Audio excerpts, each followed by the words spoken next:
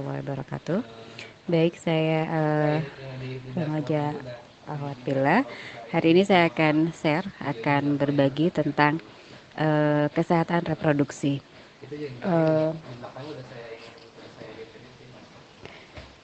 Sebelum ini mari kita lihat dulu PowerPoint-nya. Ini untuk materinya hari ini akan berbicara tentang kesehatan reproduksi wanita, terutama reproduksi remaja.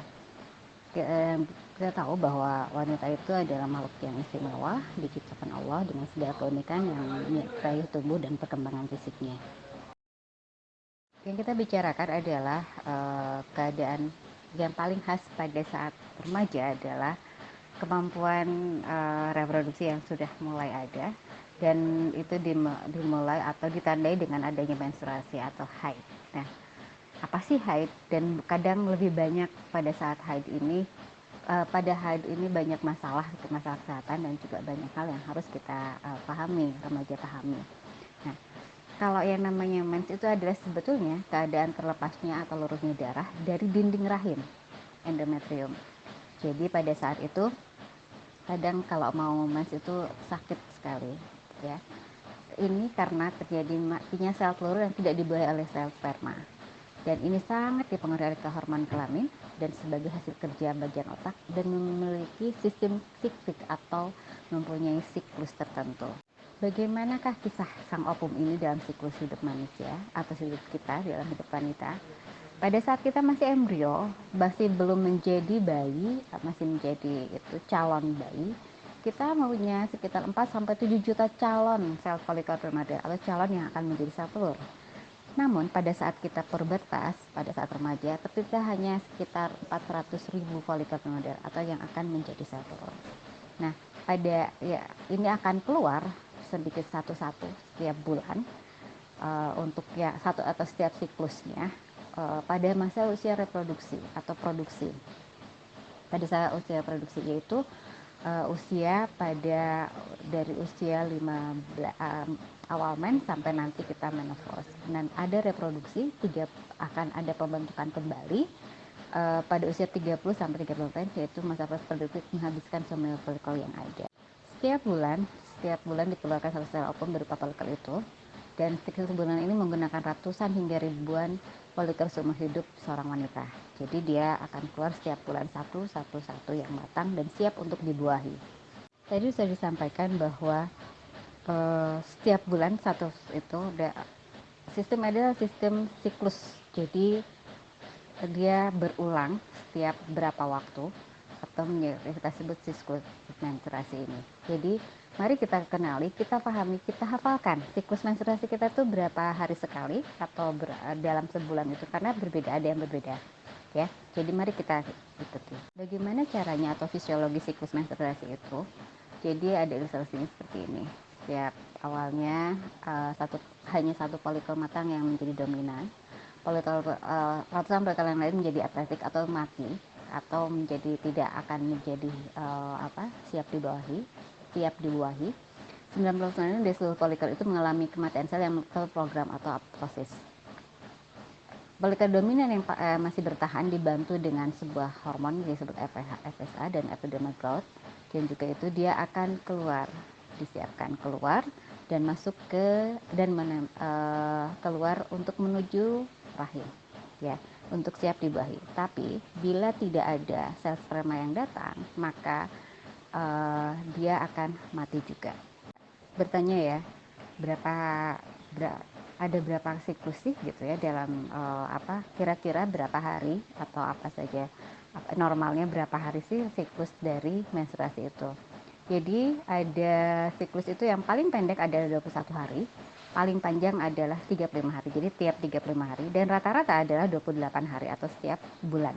Jadi kalau 21 hari 3 minggu dia akan mens kembali. Kalau yang paling lama adalah 35 hari atau setiap bulan per 4 minggu dengan tanggal yang sama. Kalau seperti 28 hari itu adalah tanggalnya sama. Contoh kalau bulan April kemarin tanggal 1, maka Mei-nya akan tanggal 1 juga. Nah, kalau yang 21 hari, kalau tanggal 1 April, maka dia akan mundur 7 hari. Jadi di akhir April dia akan sudah mens kembali. Kalau yang siklus terpanjang yang 35 hari itu adalah 7 hari dari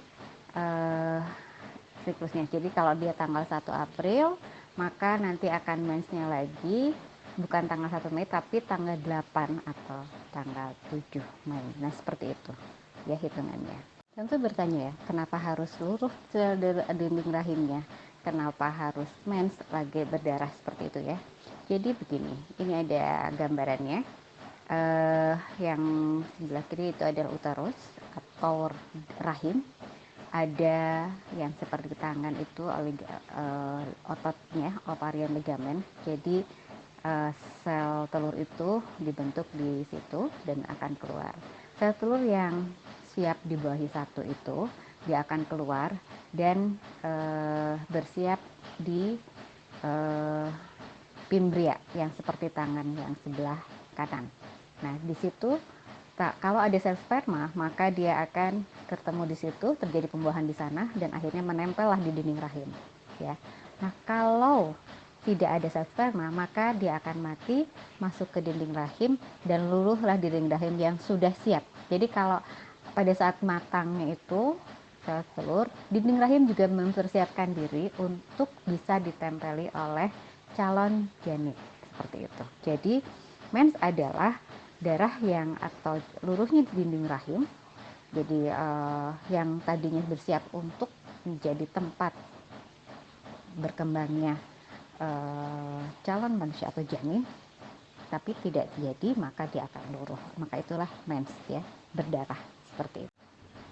Tadi kita sudah bilang untuk bagaimana supaya kita memahami calon kenali siklus mens ini. Nah, kenapa? Karena ada beberapa hal yang bisa terjadi atau kelainan-kelainan pada saat pada yang berhubungan dengan mens dan juga siklusnya.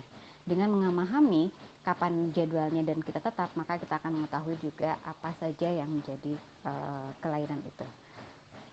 Ya, contohnya adalah menometrologi atau perdarahan yang di luar siklus menstruasi. Kalau kita terbiasa jadwalnya 21 hari, ternyata menjadi lebih dan itu ada berkali-kali, berarti kita harus tahu apakah itu sebuah perdarahan di luar itu apakah ada kelainan atau tidak. Kita harus periksa. Atau juga perdarahan hipermenorrea atau perdarahan yang terlalu banyak dan lama sehingga dapat menurunkan kadar HB, atau hipo yang berkurang pada menstruasi sedikit dan lama sering ditentukan sebagai menstruasi yang tersendat. Nah, ini juga yang harus kita ini. Bagaimana? Jadi dengan hanya mengenali siklusnya dan bagaimana banyak atau tidaknya, ada beberapa hal yang bisa kita ketahui, kelainan-kelainan, dan bisa kita mencegah penyakit-penyakit yang berhubungan dengan rahim. Mungkin itu saja. Terima kasih. Assalamualaikum warahmatullahi wabarakatuh.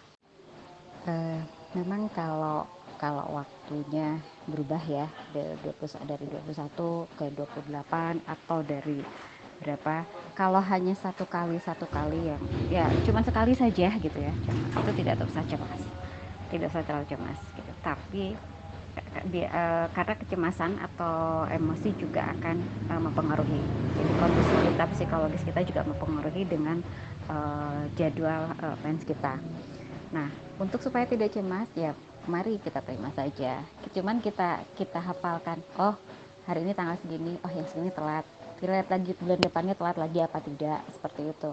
Kalau ternyata telat lagi, baru kita akan, kalau sampai 2 atau 3 kali berturut-turut, sampai yang memang panjang banget ya seperti itu, maka kita harus agak lebih aware, waspada, konsultasi saja kepada yang berwenang atau yang berkompetensi seperti itu. Jadi kalau cemasnya ya kita tahu saja dengan ini ya, jangan terlalu cemas juga. Insya Allah tidak, kalau hanya satu kali dalam itu tidak apa-apa. Terima kasih Ana. Betul, kalau membasuh pembalut dengan menginjak-injak akan jadi satu mempengaruhi perut, itu sih mitos ya, tidak ada intinya. Jadi nggak ada tidak ada kaitannya ya, seperti itu. Nah, kalau haid kita datangnya 1 kali dalam 2 bulan, normal, bisa normal kalau memang siklusnya itu siklus 21 hari. Jadi akhirnya nanti ada yang eh, 1 kali dalam 2 bulan. Kalau 1 kali dalam 2 bulan berarti itu sampai 60 hari. Ini kalau bisa, ya kalau bisa, mulai diperiksa. Karena kalau 2 bulan itu terlalu lama. Harusnya siklusnya adalah 35 hari. Kalau sampai 2 bulan, artinya eh, nanti akan mempengaruhi kesuburannya seperti itu ya. Jadi tolong punten saya bacanya agak ini. Jadi kalau 1 kali dalam 2 bulan, kalau kalau bisa konsultasi. Kalau memang nggak mau konsultasi, coba sekarang mulai banyak makan makanan yang mengandung vitamin E. Atau kalau sekarang mumpung lagi Ramadan, banyaklah makan kurma, terutama rutab ya. Itu saja, terima kasih. Baik, alhamdulillah kita sudah saya sudah memberikan sharingnya. Mohon maaf atas segala kehilafan. Mudah-mudahan apa yang saya sampaikan bermanfaat. Uh, Mari kita sebagai remaja, sebagai perempuan, kenali diri, kenali kesehatan diri, dan pahami apa yang harus kita lakukan. Ya, kenali diri dengan seperti itu maka kita bisa mencegah banyak penyakit. Itu saja mungkin dari saya. Terima kasih. Wabillahi taufiq wal hidayah. Wassalamualaikum warahmatullahi wabarakatuh.